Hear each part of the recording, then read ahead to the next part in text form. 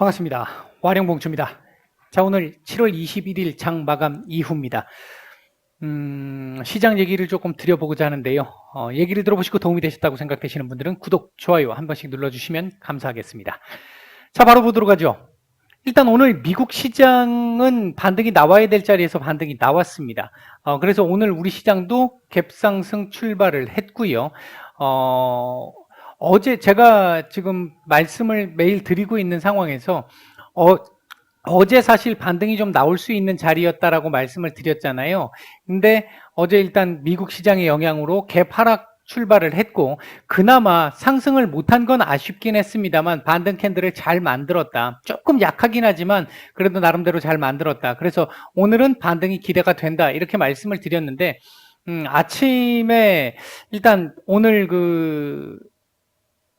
확진자 수가 역대 최대로 일단 나왔었죠. 1,800명에 가깝게 나왔습니다.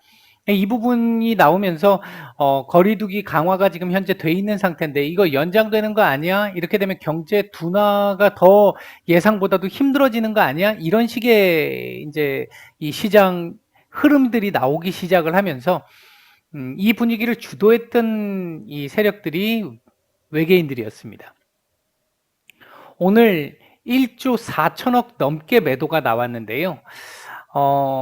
사실 이렇게까지 매도가 나올 정도의 상황은 아니죠. 물론 일본 시장 같은 경우도 오늘 BOJ 쪽에서 이 확진자 증가 팬데믹의 확대에 따라 가지고 경기 둔화 우려에 대한 얘기를 표명하면서 일본 시장도 오늘 갭상승 출발을 했다가 윗꼬리를 길게 달았는데, 그런 정도 같으면 이해를 하겠는데, 그러니까 그래도 상승 마감이니까 이해를 하겠는데, 우리 시장 같은 경우 오늘 이렇게까지 밀렸다, 오늘 3,220까지 결국은 내준 상태로 마감을 했단 말이에요.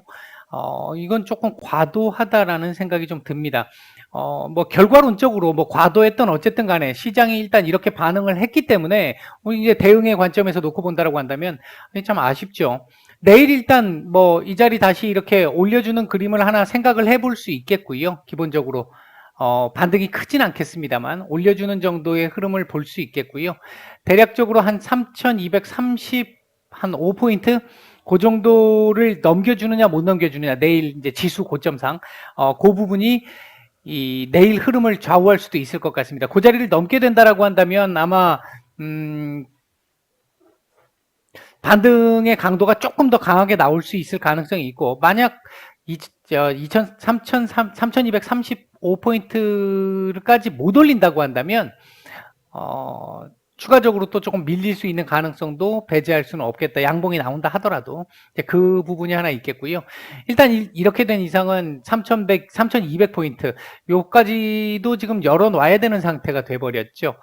요번 주 제가 하단 레인지로 3,220 말씀을 드렸는데 일단 지금 또 이탈을 한 상태입니다. 이탈을 한 상태인데 내일 바로 일단 돌려준다 그러면 문제는 뭐 크게 안 되겠습니다만, 일단 오늘 저녁에 미국 시장이 강한 상승세, 오늘처럼 강한 상승세가 이어질 것이냐, 그렇게 보기는 조금 어렵다고 보거든요. 오늘 보합권 전후에서의 이 움직임이 나올 가능성이 높은데, 그렇게 나온다라고 했었을 때 어제 그러니까 오늘 미국 시장에 대한 반영을 채 못한 부분을 내일 반영을 해줄지, 이제 이 부분은 좀 지켜봐야 될 부분일 것 같습니다. 일단 핵심적인 부분은 외계인들입니다.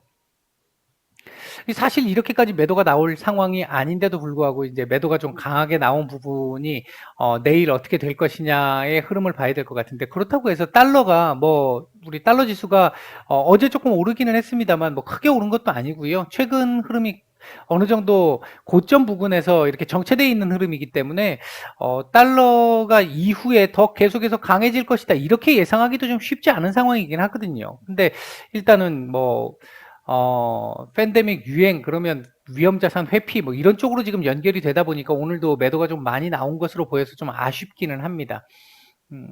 일단 코스피 같은 경우, 그러니까 오늘 움직였던 섹터 잠깐 뭐 말씀을 좀 드려보면, 오늘 같은 경우에 일단 조선 섹터들 뭐 최근에 이 후판 가격 상승에 대한 우려 때문에 조금 좋지 않았죠. 엄청난 수주, 역대급 수주를 기록하고도 그 부분에 대한 영향으로부터 조금씩 벗어나는 듯한 모습을 일단 보여주고 있다라고 하는 점은 긍정적으로 볼 수 있겠는 부분이고요.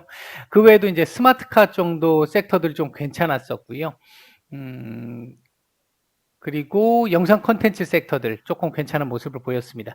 반면 최근에 상승률이 조금 괜찮았었던 이 디지털 화폐 관련 섹터들이라든지 스마트 그리드 쪽, 이 전력과 관련된 쪽, 이쪽은 오늘 하루 조정을 보였습니다. 근데 얘네들 조정이 이걸로 뭐 이게 끝난 거야 이렇게 얘기하기는 조금 애매한 정도의 모습이었어요. 이제 그래서 그 부분은 아마 오늘 하루는 좀 조정을 받았겠습니다만 그 이후로는 다시 또 조금씩 반등 가능성을 볼 수 있는 정도의 흐름은 될 것으로 보여진다.